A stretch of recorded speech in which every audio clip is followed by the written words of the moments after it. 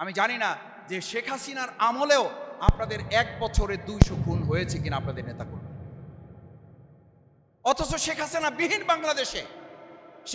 বিহীন বাংলাদেশে তো আপনাদের নিজেদের দ্বারা নিজেদের 200 লোককে আপনারা নিজেরা খুন করে ফেলেছেন। তাহলে তো বিচারের জন্য আপনাদের বেশি প্রেশান হওয়ার কথা, সংস্কারের জন্য তো আপনাদের বেশি প্রেশান হওয়ার কথা। যে লোকটাকে মারা হয়েছে সেই লোকটার বাবা মা বলতেছে, মানে তার সন্তান বলতেছে যে আমার বাবাকে অথবা আমার স্বামীকে মারা হয়েছে, সে কি চাইছে তার কাছে, মাসে কত চাইছে? 2 লক্ষ করে টাকা। এটা ভিডিও তাদের আছে না নাই? আছে। এটা দেখছেন না দেখেন নাই? দেখছেন। এখানে মিডিয়া আছে, যারা আছেন দেখতে যেন এই ক্যামেরায় আমাদের কথা যাবে হয়তো কোনো না কোনোভাবে। আমরা প্রশাসনের কাছে খুব স্পষ্ট করে জানতে চাই যে আমরা এরকম বক্তব্য তো শেখ হাসিনার আমলে শুনেছি, যা হয় নাই সেটা প্রশাসন বলেছে। এখন সেই ফ্যাসিস্টের দোসরদের মধ্য থেকে এখন কেউ কেউ পরিবারের বক্তব্যের বিপরীতে আপনারা বলছেন চাঁদাবাজি না, দ্বন্দ্বে এটা খুন হয়েছে। আমি মনে করি ফ্যাসিস্টের দোসরদের বক্তব্য আগের বক্তব্যের সাথে কোনো পার্থক্য নেই। আপনারা কাকে বাঁচানোর জন্য এই কথা বলছেন? কেন এই কথা বলার অধিকার তো আপনাদের 2 কারণ থাকার কথা না। 1, পরিবার থেকে যেখানে কথা বলা হচ্ছে তাহলে পরিবারের সাথে আগে আপনাদের কথা বলা দরকার ছিল। নাম্বার 2, প্রশাসনের কর্তা ব্যক্তিরা তো প্রথমে অন্তত 24 ঘন্টা 48 ঘন্টা 2 দিন 3 দিন তাদের তো এই কথা বলা হচ্ছে, তাদের আইনগত ভিত্তি, লিগ্যাল অথরিটি হচ্ছে তাদের এটা বলা যে আমরা এখন তদন্তের মধ্যে আছি, তদন্তের আগে আমরা কিছু বলতে পারবো না। আপনি হুট করে একটা কথা বলে দিচ্ছেন এবং সেটা টোটাল পরিবারের সাথে সাংঘর্ষিক হচ্ছে। আমরা মনে করি এটার মধ্য দিয়ে শুধুমাত্র এই ঘটনাকে আড়াল করে না, এই ঘটনাকে ভিন্ন খাতে প্রবাহিত করার একটা ষড়যন্ত্র কেউ কেউ করছেন। এটা কোনো অবাক করার বিষয় না এবং কোনো বিস্ময়ের ব্যাপার হবে না যে 2 দিন পরে হয়তো শুনবেন এর সাথে জামাত ইসলামী ছাত্র শিবির জড়িত। আমি তো অপেক্ষা আছি সেটা শোনার জন্য। আমরা সেই বাংলাদেশেই তো বাস করি যেই বাংলাদেশে কোনো কিছু হলে চুন থেকে পান খসলে কেউ কেউ মুখস্থ করে আগে রেডি করে বক্তব্য থাকতো যে এটার সাথে জামাত ইসলামী ছাত্র শিবির জড়িত। আমরা স্পষ্ট করে বলি সেই বাংলাদেশ এদেশের জনগণ আর দেখতে চায় না। সুতরাং প্রশাসনের দায়িত্বে যারা আছেন, যে যেখান থেকে কথা বলছেন, আপনাদেরও ধারণ করতে হবে 2024 সালের জুলাই আগস্টের গণঅভ্যুত্থানের বাংলাদেশ 2000 জুলাই আগস্টের 5ই আগস্টের আগের বাংলাদেশ এক বাংলাদেশ নয়। যা খুশি তাই বলে দিলাম। একটা দল নিজেদের লোকদের সম্পৃক্ততার কারণে 11 জনকে বহিষ্কার করে দিয়েছে। সেখানে প্রশাসন কি করে বলে এখানে কোনো দলের সম্পৃক্ততা এখন আমরা চিহ্নিত করতে পারি না? কি করে বলে?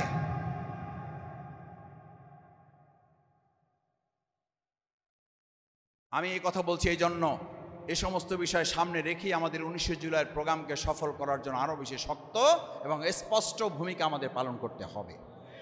আমরা সেই প্রোগ্রামের মাধ্যমে বিচারের কথা আমিরে জামাত স্পষ্ট করে জাতির সামনে তুলে ধরবেন। বিচারের সংস্কৃতিহীনতা, যারা বিচার চান না, যারা বিচার নিয়ে নির্বাচন চান, যারা বিচার সংস্কার না চেয়ে নির্বাচন চান, আপনাদের তো সবচেয়ে বেশি।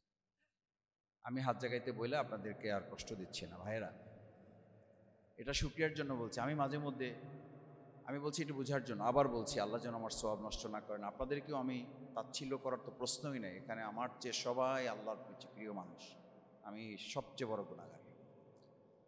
আমি যখন সুবহানাল্লাহ পড়ি মাঝে মধ্যে, মানে গাড়িতে রিক্সায়, তখন চিন্তা করি এখন তো আলহামদুলিল্লাহ পড়া হচ্ছে। আবার যখন আলহামদুলিল্লাহ বারবার পড়ি তখন চিন্তা করি এখন তো আমার ইস্তেগফার বেশি করা হচ্ছে। আবার যখন ইস্তেগফার পড়া শুরু করি তখন আমার চিন্তা হয় যে এখন তো মানে আল্লাহুম্মা ইন্না নাজআলুকা ফি নুহুরিহিম, এইটা এখন আমার বেশি পড়া হচ্ছে। কারণ এখন কোনটা করব? সুবহানাল্লাহ, আল্লাহ এত বেশি চাওয়ার চেয়ে আমাদেরকে এত বেশি দিয়েছেন যে আল্লাহর এই অহদানিয়াত, তার এই ক্ষমতা দেখে আমি আশ্চর্য, প্রত্যেকটা সেকেন্ডে হচ্ছে না আমরা এই যা এখন হচ্ছে এগুলো কিছু চিন্তা করছেন আপনি? কিছু চিন্তা করেন। তাতে আপনার সবসময় সুবহানাল্লাহ পড়া উচিত। আপনি যখন আলহামদুলিল্লাহ পড়েন তখন তো আপনি আলহামদুলিল্লাহ পড়তে গিয়ে আবার তো আপনার চিন্তা করা উচিত যে এত ভালো পরিবেশ, সেই অনুযায়ী যেই পরিমাণ আপনার কাজ করা দরকার সেই কাজ কি আমরা করতে পারতেছি? তাহলে কি পড়া উচিত? ইস্তেগফার করা উচিত যে আল্লাহ আমি তো কিছুই কাজ করতে পারি না, এত ভালো পরিবেশ, এত সুন্দর অবস্থা, সেই অবস্থায় আমি এখনও রোপণ হইতে পারি নাই, বা সেই অবস্থায় এখনও আমি একটা দাওয়াত ইউনিট থেকে সাংগঠনিক ইউনিটি নিতে পারি নাই, সেই অবস্থায় আমি এখনও 5টা সেট বই বিতরণ করতে পারি না, সেই অবস্থায় আমি আমার ওয়ার্ডে এখনও লোক বৃদ্ধি করতে পারি না, তো আমাদের ইস্তেগফারের উপর থাকা উচিত। তাহলে সুবহানাল্লাহ পড়লে আলহামদুলিল্লাহর দিকে আপনি ধাবিত হওয়া উচিত, আলহামদুলিল্লাহ পড়লে আপনি অস্থির হয়ে যাওয়া উচিত কখন ইস্তেগফার করব, ইস্তেগফার পড়লে আপনার অস্থির হয়ে যাওয়া উচিত আল্লাহ সুবহানাহু ওয়া তাআলা যে কোনো পরিস্থিতিতে ভালোর মধ্যে মন্দ, মন্দের মধ্যে ভালো পরিস্থিতি তৈরি করতে পারেন না, পারেন না। বিশ্বাস করেন, আল্লাহ সাক্ষী করে বলছি, আমি আগে মিছিলের সময় যত বেশি ইয়া হাইয়ু ইয়া কাইয়ুম বিরহমাতিকা আস্তাগীস নাস্তাগীস পড়তাম, এখনকার পরিস্থিতিতে তার চেয়ে বেশি পড়ি, বেশি পড়ি ওই ভয়ে যে আল্লাহ না করুন আমরা যখন এই কথা মনে করি যে যখন মানুষ, যখন ইমানদাররা, যখন মুসলিমরা মনে করেছিল এই যুদ্ধে নিশ্চিত বিজয়, সেই যুদ্ধে মুসলমানদের কি হয়েছে, আর যেই যুদ্ধে মুসলমানরা মনে করছে নিশ্চিত পরাজয়, সেই যুদ্ধে কি হয়েছে। This is history. তাহলে তো আপনার এই সময় বেশি ইস্তেগফার করে, বেশি বেশি আল্লাহর কাছে সাহায্য চেয়ে, বিপদের সময় আল্লাহ তাআলা আমাদেরকে দিতে পারেন, এই মানসিকতায় তো ইয়া হাইয়ু ইয়া কাইয়ুম বিরহমাতিকা নাস্তাগীস আল্লাহুম্মা ইন্না নাসআলুকা ফি নুহুরিহিম ওয়া নাউযু বিকা মিন শুরুরিহিম, এই কথা তো এখন তার চেয়ে অনেক গুণ বেশি পড়া উচিত। আমি এই প্রসঙ্গটা তুলেছি শুধু এই কারণে নয় যে আপনাদেরকে দোয়া শেখানো, যেগুলো আপনারা আমার চেয়ে অনেক ভালো পারেন। আমি এই প্রসঙ্গটা তুলেছি যে এই কাফারা আমরা আদায় করব আগামী 19শে জুলাই। আল্লাহ তাআলা যে এত সুন্দর নিয়ামত দিয়েছেন, এটার হক আদায়ের জন্য আমরা হাজারো লোক উপস্থিত করে এটার কাফারা আমরা আদায় করবো, পারবো ইনশাআল্লাহ। ইনশাআল্লাহ, এটা হলো প্রথম কথা। দ্বিতীয় কথা হচ্ছে, সম্মানিত ভাইয়েরা, যেই পরিস্থিতিটা আপনি পেয়েছেন, এই পরিস্থিতি আমার ওয়ার্ড, আমার ইউনিট, যত আমি হিসাব করি, কোনো হিসাবে আপনি ক্যালকুলেটিভ হিসাবে এখানে 50,000 লোক আরও 5 বছর পর আপনি উঠাতে পারবেন। এটা তো আমাকে বলে লাভ নেই, আমি তো পল্টনের একজন কর্মী ছিলাম, তো এখনও তো আপনাদের কর্মী আছে, এখন আপনাদের থানায় বসবাস করি, আবার এই থানায় সাংগঠনিকভাবে কর্মী হিসাবে এখানে জামাতির যোগ দেওয়ার পর এখান থেকে কাজ শুরু করেছি। প্রথমে কিছুদিন মিরপুরে ছিলাম, তারপর এখানে চলে আসছি। সুতরাং সেই পল্টন সম্পর্কে যে আমার একেবারে ধারণা নাই ব্যাপারটা তা না, এখন হয়তো অনেক বেশি ধারণা এখানে যারা দায়িত্ব পালন করে তাদের আছে, আমার একটু কম আছে। যে কোনো হিসেবে আপনি 50,000 লোক এখান থেকে উপস্থিত করতে পারবেন, তাহলে কি করতে পারবেন? আবার একটা হিসাব আপনি দাঁড় করালে 50,000 না, আপনি হয়তো এমন পরিস্থিতি তৈরি করতে পারবেন তাতে আনকাউন্টেবল 50,000, 60,000, 70,000 না, এর চেয়ে কয়েক গুণ উপস্থিতি এখান থেকে আপনি করার পরিবেশ তৈরি করতে, সেই পরিস্থিতিটা হচ্ছে আপনার দায়িত্ব।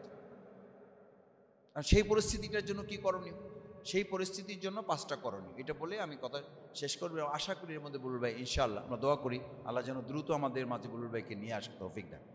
বুলুল ভাই একটা গুরুত্বপূর্ণ মিটিংয়ে আছেন, আমি ওখানে ঘোষণা দিয়ে আমি চলে আসছি এবং বুলুল ভাই আমাকে পাঠিয়ে দিচ্ছে যে আপনি চলে যান, আমি আসতেছি। তো মিটিংয়ে তাহের ভাই ছিলেন, তাহের ভাই মানে বুলুল ভাইয়ের আগে তাহের ভাই বক্তৃতা দিতে চলে গেছে, তাহের ভাইয়ের আর একটু গুরুত্বপূর্ণ কাজ আছে। 1 নম্বর হচ্ছে আপনি আপনার পল্টনে অবস্থান করেন অথবা যেখানে আপনি অবস্থান করেন, এই প্রোগ্রামের মূল লক্ষ্য কিন্তু শুধু একটা প্রোগ্রাম না। আমি মাঝে মধ্যে বলে থাকি এই জাতীয় প্রোগ্রামের সফলতাটা নির্ধারিত হয় প্রোগ্রামের আগে 70 ভাগ আর প্রোগ্রামের দিন হয় 30 ভাগ। কয় ভাগ? আগে কয় ভাগ আর প্রোগ্রামের দিন? এই প্রোগ্রামের এত আয়োজন করে হচ্ছে, প্রোগ্রামটা তো হওয়া উচিত 3 দিন ব্যাপী। কয় দিন ব্যাপী? কথা বুঝেন নাই? যে আয়োজন করে হচ্ছে, যে টাকা খরচ করে হচ্ছে, যে শ্রম আপনারা দিচ্ছেন, তাতে কয়দিন ব্যাপী হওয়া উচিত? 3 দিন ব্যাপী। হচ্ছে তো 2 দিন ব্যাপী, 1 দিন ব্যাপী। বলে 1 দিন ব্যাপী। এটা কি সকাল 6টায় শুরু করবো, সন্ধ্যা 6টায় শেষ হবে? কয় ঘন্টা ব্যাপী প্রোগ্রাম? কয় ঘন্টা? 2টায় শুরু হবে, 5:30টায় শেষ হবে। কয় ঘন্টা হইল? 3.5 ঘন্টা একদম কাটায় গুণে ধরে কর্মসূচি সেট আপ করা আছে। আমির জামাত বলেছেন 5:15টার মধ্যে শেষ করতে পারলে ভালো, দেখবেন চেষ্টা করে এর মধ্যে নিয়ে আসা যায় কিনা, কারণ আমরা নামাজের কোনো বিরতি নেই, জোহরের নামাজ আগে পড়ে নেবে আর প্রোগ্রাম শেষ করে সবাই আসর করবে। সুতরাং এটা নিয়ে যেন কোনো স্থলে কথা হওয়ার সুযোগ না থাকে। 5:15টায় করতে পারলে অ্যাটলিস্ট আমরা 5:30টার মধ্যে ক্লোজ করি। তার মানে এত আয়োজন করে আমাদের প্রোগ্রাম হলো মাত্র কয় ঘন্টা? তাহলে 3.5 ঘন্টার প্রোগ্রামে কি আপনি 100% অ্যাচিভমেন্ট হবে এখানে? না, এখানে 100% অ্যাচিভমেন্ট 3.5 ঘন্টায়, 3.5 ঘন্টা হবে 30% অ্যাচিভমেন্ট। আর বাকি এই এখন আজকে এখান থেকে যদি সিদ্ধান্ত নেন যে জনে জনে শুধু দাওয়াত না, জনে জনে বারে বারে আমি দাওয়াত পৌঁছাবো, দুইটা শব্দ বলেন, জনে জনে, জনে জনে, বারে বারে। This is achievement 70%। ওই লোকটা আসবে কিনা আসবে না সেইটা পরের কথা। এই বারবার বলার পরেই হয়তো তার মধ্যে হবে, বুঝলাম না জামাত এক প্রোগ্রাম নিয়ে যে অবস্থা করতেছে, এবার তাদের নিশ্চয়ই কোনো একটা, তার ভাষায় মতলব হইতে পারে। মতলব তো আবার কোনো মানে উপজেলার নাম বলিনি, এই মতলবের কেউ লোক থাকতে পারেন যে টার্গেট করে আমার উপজেলা ধরছে। এই মতলব অর্থ থানা না, এই মতলব অর্থ হইল কোনো একটা ধান্দা আর কি। কেউ কেউ তো এটা মনে করতে পারে যে জামাত ইসলামীর এবার একটা ধান্দা আছে, না হলে এইরকম দাওয়াত তো এর আগে কোনোদিন পাইনি। একজন মেসেজ দিছে, একজন ফোন করছে, কালকে এসে একজন সরাসরি দাওয়াত দিয়ে গেছে, আরেকজন ওর বলছে যে ভাই 19 তারিখের প্রোগ্রাম নিয়ে আপনার সাথে আমার একটু কথা আছে। আরেকজন ওর বলছে ভাই আপনাকে কিন্তু আমি নিয়ে যাবো, আপনি কিন্তু অন্য কারোর সাথে যাবেন না, কারণ আপনি আমার টার্গেটে, আমার কিন্তু মানে একটা কোটা আছে। একজন আমাকে বলছে কয় মাসুদ ভাই আমাকে 3 জনে টার্গেট করছে, তার নাকি কোটার মধ্যে আমি আছি। তো আপনাদের কোটাটা কি? আমি বললাম ভাই কোটা ওই যে শেখ হাসিনা যেটা বাতিল করে দিয়ে গেছে ওইটা আমরা ফেরত নিয়ে আসছি। 3 জন তার টার্গেট করছে, তার কোটার মধ্যে তারা রাখছে। এখন বলছে যে ভাই আমি ঠিক করতে পারতেছি না, আমি কার সাথে যাব। আমি বললাম আল্লাহ ভরসা, একজনের সাথে গেলেই হবে, আপনি মূলত হাজির হইলেই হয়েছে। বললো যে আমি না গেলে কি ওই ভাইয়ের কোনো ক্ষতি হবে? আমি বললাম তা হবে। মানে উনি ভাবতেছি এমনভাবে ধরছে যে তার চাকরি চলে যাওয়ার মতো অবস্থা, মানে একেবারে যেটাকে আপনারা বলেন যে ছাই দিয়ে ধরার মতো। তো 3 দিনই বলে রাখছে তাকে।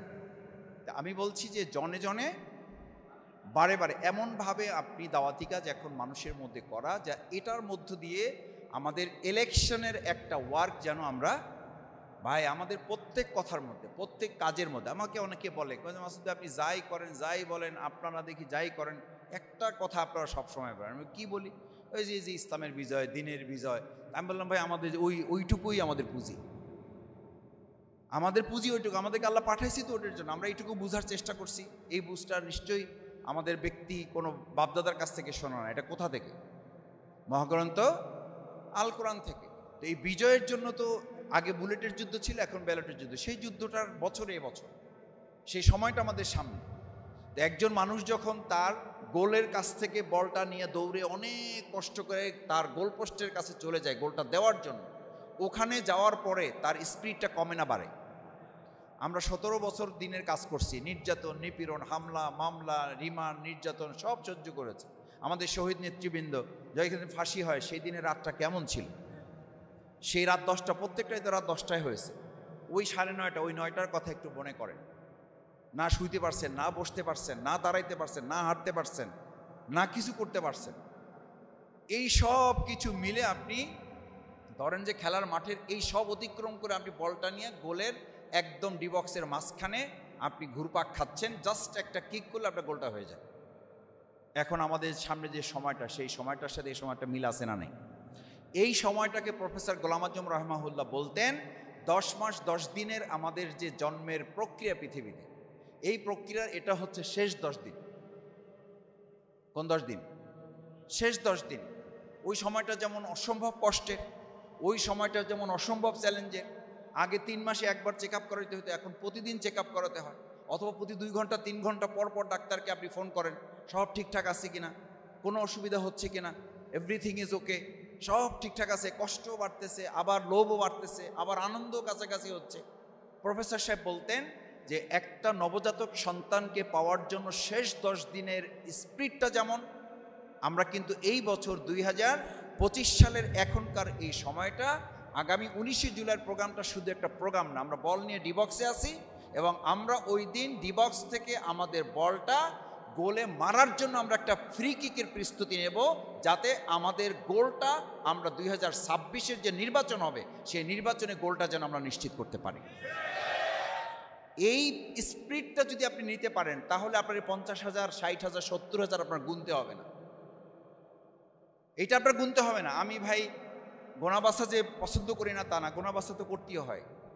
আমাদের ডাক্তার তাহের ভাই আমাদের জোন মিটিংয়ে ছিল, বলছে যে তোমাদের এইসব গোনাবাসার মধ্যে আমি নাই, তোমরা ওই যে ঠিকঠাক করছো কি কোটা টোটা 100, তারপরে 200 ইউনিট, রোকনদের এইটা, কর্মীদের এইটা তোমরা করছো করো, কিন্তু আমি এর সাথে আমি নাই। আমি আসি হচ্ছে যে উপস্থিতিটার এমন একটা ফ্লো তুলতে হবে আনকাউন্টেবল, তুমি দেখে নিজেই বলবা যে আমি তো এত বেশি আশা করি নাই। এরকম একটা পরিস্থিতিকে আমরা তৈরি করতে পারবো পল্টনে ইনশাআল্লাহ। দ্বিতীয় কথা দেখেন ভাইয়েরা, আমি ওই আজকেও এক জায়গায় বলছি আপনাদের, পল্টনে এক ভাইকে কথা বলতে বলতে বলছিলাম যে বাংলাদেশ থেকে লোকেরা আসবে পল্টন ঢাকায় প্রোগ্রাম করতে, ঢাকা থেকে যাবে সোহরাওয়ার্দী উদ্যান। আর আপনারা আসেন কোথায়? সোহরাওয়ার্দী উদ্যানেই তো আছেন, আপনারা আসেন কোথায়? মানে যেখানে আসেন ওই দিন এই পর্যন্ত আসতে পারবেন কি না, না আসতে পারলেই তো ভালো নাকি? আমরা এই পর্যন্ত আসতে চাই না। আমি চাই যে আপনারা ফকিরাপুল থাকবেন। কোথায় থাকবেন? কিন্তু আপনারা তো ওই যে আমি ইউনিভার্সিটির কথা মাঝে মধ্যে বলি যে টার্গেট নিয়েছিলাম আমি একদম এরকম ফার্স্ট কারে নবীন বরণে অংশগ্রহণ করব, আমারে দায়িত্ব দিয়ে দিয়েছে 4 কিলোমিটার দূরে। তো পল্টন থানার ম্যাক্সিমাম ভাইদের স্বেচ্ছাসেবক এইটা ওইটা মিলে এরকম দায়িত্ব থাকার সম্ভাবনা আছে। তাতে তো আপনাদের মনে কষ্ট আছে নাকি? কষ্ট নেই, কষ্ট নেই আমাদের। আমরা চাই যে আমাদের ঢাকার বাইরের ভাইয়েরা অথবা ঢাকার আশপাশে ভাইরা এসে এমন অবস্থা তৈরি করুক যে আমরা এসে দেখবো যে ফকিরাপুল থেকে আর মিছিল সামনে আগানো যাচ্ছে না। কিন্তু ওই যে ফকিরাপুলে যে ভাইরা দাঁড়ানো থাকবে, বা নাইটাঙ্গেলে যারা দাঁড়ানো থাকবে, বা দৈনিক বাংলায় যারা দাঁড়ানো থাকবে, বা বাইতুল মুকাররম উত্তর গেটে দক্ষিণ গেটে যারা দাঁড়ানো থাকবে, এই ভাইরা দেখবে যে তাদের পর্যন্তই শেষ না। তারা দেখবে যে আমাদের পিছনে কাদের ব্যানার? কাদের ব্যানার? নয়া পল্টনের ব্যানার। আমাদের পিছনে হলো দৈনিক বাংলার ব্যানার, আমাদের পিছনে হইল এই ইসের ব্যানার। না না, পল্টন থানারগুলোর কথাই বলতেছে। থানারই যে ওয়ার্ডগুলো আছে আপনাদের, বিজয়নগরের ব্যানার আমাদের পিছনে দাঁড়ায় আছে। এইটা যখন ওনারা দেখবে তখন ওনারা গিয়ে এলাকায় আলোচনা করবে যে এবার প্রোগ্রাম একটা হয়েছে।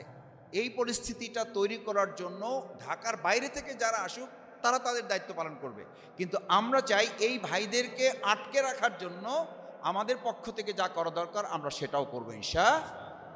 এই জায়গাটা এই কারণে বলছি যে ভাইয়েরা বাংলাদেশের বিভিন্ন জায়গা থেকে ঢাকায় আসবে, ঢাকা থেকে সোহরাওয়ার্দী যাবে। আমার এলাকার লোকদের সাথে তো আপনারাও নিশ্চয়ই আপনাদের বিভিন্ন এলাকার ভাইদের রিসিভ করার জন্য আপনারা প্ল্যান করতেছেন না? কাউকে নাস্তার কথা বলছে, কাউকে গেঞ্জির কথা বলছে, কাউকে ক্যাপের কথা বলছে, কাউকে বলছে যে ভাই যাওয়ার পরে একটু থাকেন কিন্তু আমাদের সাথে চা খাবেন, বা আপনাকে চা খাওয়ার কথা বইলা মূলত পুরো বিলটা আপনাকে দেওয়ার কথা অফার করতেছে। এরকম নানান কিছু তো হচ্ছে, তাই না? বলছে ভাই আপনার কিছু করতে হবে না, শুধু আমাদের সাথে একটু নাস্তা করবেন আর কি। তার মানে পুরো টাকাটা আপনি দিয়ে আসবেন, মানে একটা কালেকশন করতেছে। তো এই কাজগুলো যারা করতেছে, আপনার তো এরকম কিছুই করতে হচ্ছে না। আপনাকে আমরা বলছি আপনি 12টায় রওনা দিবেন যাতে 1টার মধ্যে পৌঁছতে পারেন, আর আপনার তো তার চেয়েও কম সময় রওনা দিতে হবে। এই যে আব্দুর রাব্বাই হয়তো 12:15 মানে ঘুম টুম দিয়া সুন্দর করে একদম মানে মেকআপ টেকআপ কইরা তারপরে দেখা গেল যে 12:30 1টার দিকে একটা মিছিল নিয়ে সমানে সামনের দিকে যাইতেছে, সব ঠেলে ঠুলে সে একদম স্টেজ পর্যন্ত যাবে না? যাবে না? যাওয়ানোর ক্যাপাসিটি আছে, কোনো অসুবিধা নেই। যদি ওই ঠেলে যাইতে পারে যাবে, আলহামদুলিল্লাহ। কিন্তু আমরা শৃঙ্খলার কোনো ঘাটতি করব না। এই যে 12:30টায় উঠে আপনি ঠান্ডা মাথায় সোহরাওয়ার্দীর মানে প্রোগ্রাম দেখার জন্য আপনি বসতে পারতেছেন, এই শুকরিয়া আদায় কি খালি মানে মানে আপনাদের করতে হবে না অন্য জায়গায় আলাদা করবে? এই শুকরিয়া কি তাদের করার সুযোগ আছে? এই সুযোগ তাদের নাই। তারা 2 দিন আগে কেউ কেউ রওনা দেওয়ার জন্য চিন্তা করতেছে, পুরো একদিনে ফুল প্রিপারেশন নিয়ে আসতেছে। আগের দিন রওনা দিবে, তারপর এসে কি করবে, যাবে কিভাবে, বিরাট একটা যুদ্ধ তাদেরকে করতে হচ্ছে। আল্লাহ তাআলার কাছে আপনারা এই পল্টন তো এরকম কি অ্যাপ্লিকেশন করে চাইয়ে নিয়ে আসেন নাই যে আল্লাহ আমাকে মেহেরবানি করে 2025 সালে এরকম একটা প্রোগ্রাম হওয়ার সুবাদে আমাকে আপনি বাংলাদেশের অন্য কোনো জায়গার নাগরিক না বানাই, আমাকে মেহেরবানি করে পল্টনের নাগরিক বানাইয়েন। এই অ্যাপ্লিকেশন কেউ করছেন? তাহলে এই সুবিধাটা যে আল্লাহ তাআলা আপনাকে দান করছেন, সেই আল্লাহর প্রতি অন্যরা আলহামদুলিল্লাহ যেভাবে বলবে আপনি কি ওই আওয়াজে বলবেন আর একটু জোরে বলবেন? অর্ধেক কয়, অর্ধেক কয় না। তাহলে তো আল্লাহ তাআলা আপনাকে এরকম একটা বরকতপূর্ণ জায়গায় আপনাকে কবুল করেছেন। এটা আমি মাঝে মধ্যে আপনারা কি ভাবেন আমি জানি না, আমি এটা ভাবি ভাই। পল্টনে আমার তো থাকার কথা না, আমার থাকার কথা আমার কোথায়, আমি তো সেখানে আমার থাকার কথা। কিন্তু আল্লাহ তাআলা আমাদেরকে এখানে কবুল করেছেন, এটা আল্লাহ বাছাই করেছেন। আল্লাহ তাআলা আপনাকে এটার জন্য চয়েস করেছেন, হুয়াজিতাবাকুম, এটার জন্য আপনাকে নির্ধারণ করেছেন। সুতরাং এই 2 নম্বর পয়েন্টটা এই কারণে বললাম, এটা মাথায় রাখবেন, এটা আপনার হক। বাংলাদেশে এরকম কোন জায়গা আছে যেখানে মাওলানা মতিউর রহমান নিজামী ভাইয়ের পদতুলি আছে? এমন কোন জায়গা আছে মুজাহিদ ভাইয়ের রক্ত এখানে আছে? কোন জায়গা আছে হাফেজ শিপন ভাই, শহীদ জসিম ভাইয়ের রক্ত এখানে আছে? বাংলাদেশে এরকম কোন প্রান্তর আছে যেখানে 2006 সালে 28 অক্টোবর সংগঠিত হয়েছে, যেটাকে আর একটা বদরের সাথে তুলনা করা যায়? সেই জায়গার জন্য আল্লাহ তাআলা আপনাকে ইসলামের জন্য আল্লাহ কবুল করেছেন। সুতরাং সেই ময়দান থেকে আমরা 19 জুলাইয়ের প্রোগ্রাম বাস্তবায়নে কি ভূমিকা থাকবে ইনশাআল্লাহ? এভাবে আপনাকে নিজেকে তৈরি করতে হবে এবং আপনার একটা বাহিনীকে, একটা গ্রুপকে আপনাকে কাউন্ট করতে হবে। 3 নাম্বার, সম্মানিত ভাইয়েরা, আমরা যে 19 জুলাই প্রোগ্রাম বাস্তবায়নের টার্গেটটা নিয়েছি, এই টার্গেটে আপনাকে এটা মাথায় ভালোভাবে নিতে হবে যে আমাদের প্রত্যেক ইউনিট, বা আমরা যে বলেছি যে এক ইউনিট থেকে 200 জন, একজন রোকন কমপক্ষে 100 জন, একজন কর্মী কমপক্ষে 50 জন, একজন সহযোগী কমপক্ষে 25 জন, টার্গেট নিয়ে আপনি কাজ করে এখানে। এই টার্গেট নিয়ে যে কাজ করে আপনি এখানে আসবেন, এইটা করার জন্য আপনাকে এই দিকে সবচেয়ে বেশি অ্যাটেনশন দিতে হবে যে এখন থেকে আপনার মূল ফোকাসই হবে 19 জুলাইয়ের প্রোগ্রাম বাস্তবায়নটা হচ্ছে আপনার ধ্যান এবং জ্ঞান। যেখানে যাকে পাবেন, যেখানে যাকে পাবেন, ইভেন আমরা এটা পয়েন্টটা যোগ করে দিচ্ছি, আমাদের ভাবিদেরকে, আমাদের খালাম্মাদেরকে, আমাদের আপাদেরকে, আমাদের চাচি আম্মাদেরকে সালাম বলে তাদেরকেও দাওয়াতি কাজ কি করতে হবে, পৌঁছাইতে হবে। সে আসবে না, এটা কেউ কেউ জানতে চেয়েছেন, এটা আমরা সিদ্ধান্ত হয়েছে, অনেকে আমাদের বোনরা আপিল করেছিলেন, ভাইদের পক্ষ থেকে বলা হয়েছে, আমরা সামগ্রিক দিক বিবেচনায় আমরা বলেছি প্রয়োজনে আল্লাহ যদি কখনো সুযোগ দেয় শুধু বোনদের জন্য এরকম একটা সমাবেশ হবে, কারণ এই ভাই এবং বোনদের এরকম একসাথে একটা প্রোগ্রাম করার মতো এখন ক্যাপাসিটি আমাদের নাই, এবং দুটো প্রোগ্রাম কোনোটাই কি হবে না, ভালো হবে না। সেই জন্য এটা সেটেল করা হয়েছে, এইটা চিন্তা করার দরকার নেই। তাহলে এখন করতে হবে কি, বোনদের কাছে 3টা কথা পৌঁছাইতে হবে। নাম্বার 1 দোয়া করা, নাম্বার 2 হচ্ছে তাদের সমস্ত রিলেটিভসদের কাছে আপনি যেভাবে বলবেন তার চেয়ে সে ভালো বলতে পারবে না, পারবে না, পারবে, সে মোটিভেট করতে পারবে, তার হাজব্যান্ডকে সে বলতে পারবে আমি যেতে পারবো না, তুমি যাবা, আমার পক্ষ থেকে আপনি যাবেন। তার ভাইকে বলতে পারবে, তার ছেলেকে বলতে পারবে, তার বাবাকে বলতে পারবে, তার নিকটাত্মীয়কে সে বলতে পারবে যে আমি যেতে পারতেছি না, আমার যাওয়ার সুযোগ নেই, বাট আমার পক্ষ থেকে এই পরিবারের 10 জন আপনারা ওই দিন প্রোগ্রামে যাবেন। এই কথাটা আমাদের বোনদের কাছে, ভাই দিদিদের কাছে, চাচিদের কাছে, খালারা যারা আছেন তাদেরকে দায়িত্বটা দিতে হবে যে আপনি যেতে পারছেন না, মা দোয়া করবেন, আর আপনি আপনার পক্ষ থেকে 20 জন, 25 জন, 30 জন লোককে এই প্রোগ্রামে আপনি অ্যাটেন্ড করার জন্য আপনার পক্ষ থেকে ব্যবস্থা নেবেন। নাম্বার 3 হচ্ছে আমাদের বোনদের কাছে আরেকটা জিনিসও পৌঁছাইতে হবে, সেটা হচ্ছে বোনদের মাধ্যমে এটা আমাদের নিশ্চিত করার সুযোগ যে ইন্টারনালি যে সমস্ত ভাইদের কাছে আমরা পৌঁছতে পারবো না, সেই সমস্ত ভাইদের, অর্থাৎ যারা কোনো না কোনোভাবে আমাদের তাদের কানেক্ট হয় নাই, এখন আমরা যাদের পর্যন্ত পৌঁছতে পারবো না, সে সমস্ত ভাইদের কাছে পৌঁছার জন্য এটা একটা গুরুত্বপূর্ণ সুযোগ। এই সুযোগটা আমাদের কাজে লাগাইতে হবে। 4 নাম্বার যে জিনিসটা আমি আপনাদের কাছে বলতে চাই, ভাইয়েরা দেখেন 2025 সালের এখনকার যে পরিস্থিতি, আমরা কখনো কখনো নিজেরা এখন বলতেছি যে ভাই আমাদের সারা দেশে আজকে গতকালকে বিশেষ করে 9 জুলাই মিটফোর্ডের সামনে যে ঘটনা সংঘটিত হয়েছে, এই ঘটনার পরিপ্রেক্ষিতে যারা এর সাথে সম্পৃক্ত তারা এখন নতুন করে আবার জামাত ইসলামী ছাত্র শিবিরকে টার্গেট করে কথা বলা শুরু করছে না, করে নাই? শুধু করে নাই, মানে কয়েক গুণ বাড়াই দিচ্ছে। তার মানে বুঝতে হবে যে আপনার রাস্তাটা আগের চেয়ে আরও বেশি কঠিন হয়েছে, আর তারা একটা বড় বিপদের মধ্যে পড়েছে। বিপদের মধ্যে পড়ার কারণে আপনাকে টার্গেট করছে এই জন্য যে আপনি তাদেরকে ছাড়িয়ে যাচ্ছেন, এরকম একটা ভয় তাদের মধ্যে তৈরি হয়েছে। আমাকে অনেকে বলে যে মাসুদ ভাই আপনার পেজে গেলে এখন যেই পরিমাণে গালি দেওয়া পাওয়া যায়, আমি বললাম যে আলহামদুলিল্লাহ, এটা বোঝা যায়, এটা বোঝার একটা উপায় আল্লাহ তাআলা এই উপায় করে দিয়েছেন। এই সুন্নাহ তো আমাদের না, এটা আমি কোনো ক্রেডিট বা আপনাদের কারো কেউ অনেকে আমাকে হতাশ করার জন্য মেসেজ পাঠায়, কয় ভাই কথাবার্তা একটু সাবধানে, কথাবার্তা একটু শক্ত, কথাবার্তা একটু নরম করে গুছাইয়া গাছাইয়া আর একটু ইয়া করে মালিশ টালিশ দিয়ে বলা যায় কিনা, তাহলে কারণ তারাও তো এই দেশের নাগরিক, তাদেরও তো আছে, তাদেরও তো ভোট দরকার। তাই বললাম সব আমাদের দরকার, কিন্তু রাসূল করিম সাল্লাল্লাহু আলাইহি ওয়াসাল্লামকে যখন আল্লাহ তাআলা আয়াত নাজিল করেছেন ওয়াদ্দু লাউ তুদহিনু ফায়ুদহিনুন, খবরদার ইসলামের বিপরীত কিন্তু চিন্তা এবং মতাদর্শের সাথে যদি সামান্যতম তুমি আপোষ করো, সামান্যতম নত হও, তাহলে তোমার ঘাড়ের উপরে বসে তারা ঘাড় মটকাবে, তোমার কোনো কল্যাণ হবে না। এটা কি আমাদের পরিস্থিতি বোঝা যায় না? যায় না। আমাদের এই ক্ষেত্রে খুব স্পষ্ট বক্তব্য আপনাকে মাথায় নিতে হবে ভাইয়েরা, যে সময় এখন পৃথিবীটা, শুধু বাংলাদেশ না, আমি এটা আমার বুঝটা ভুল হইতে পারে, আল্লাহ মাফ করুন, যে জায়গায় এখন পুরো পৃথিবীটা এসে দাঁড়িয়েছে, এই পৃথিবীতে মাঝামাঝি বলে এখন আর কোনো পথ নেই। এখন পথ একটা, ডু অর ডাই, এবং সেই ডু অর ডাই ইসলাম বিজয়ী হওয়া ছাড়া মাঝখানে আর কোনো পথ খোলা নাই। এইটা বুঝতে শফিকুল